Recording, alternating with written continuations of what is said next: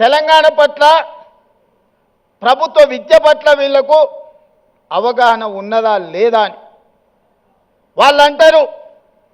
Revanth Reddy government స్కూల్లో చదువుకున్నాడు, గ్రామీణ ప్రాంతంలో నుంచి వచ్చిండు, ఈయనకు పరిపాలన చేత కాదని. ఒక్క విషయమైతే నేను చెప్పదలుచుకున్న, ఉస్మానియా ఆర్ట్స్ కళాశాల ముందు నుంచి నేను గుంటూరులో చదువుకోలేదు మిత్రులారా, నేను గుంటూరులో చదువుకోలే. గూడు పుటాని నాకు తెలియదు. నల్లమల్ల అడవుల్లో నుంచి వచ్చిన క్రూర మృగాలను చూసినను, సాధు జంతువులను చూసినను, పేదవాడి సమస్యలను చూసినను. పుట్టినప్పటి నుంచి దళితులతోని, గిరిజనులతోని, బలహీన వర్గాలతోని, మైనారిటీలతోని కలిసిమెలిసి పెరిగిన వాళ్ళ సమస్యలు చూసిన. నాకు కొత్తగా అక్కర్లేదు.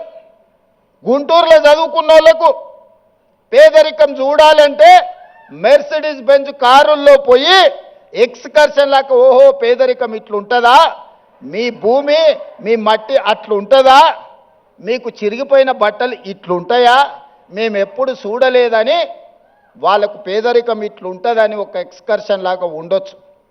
ఒకప్పుడు బ్రిటన్ ప్రైమ్ మినిస్టర్ని, ఇతర ప్రైమ్ మినిస్టర్లను ఈ రాష్ట్రానికి తెచ్చినప్పుడు మా పాలమూరు పేదరికాన్ని చూపించడానికి వాళ్ళని అక్కడికి తీసుకొచ్చేటోళ్ళు.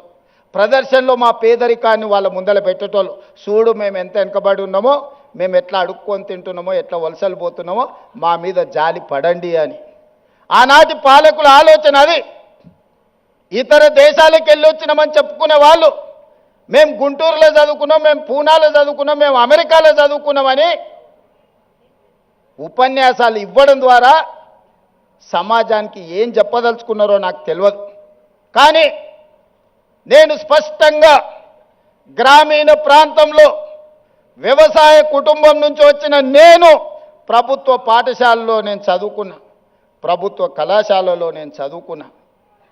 నాకు భాష గొప్పగా రాకపోవచ్చు, కానీ ప్రజల యొక్క మనసును తెలుసుకునే విద్య నాకు వచ్చు.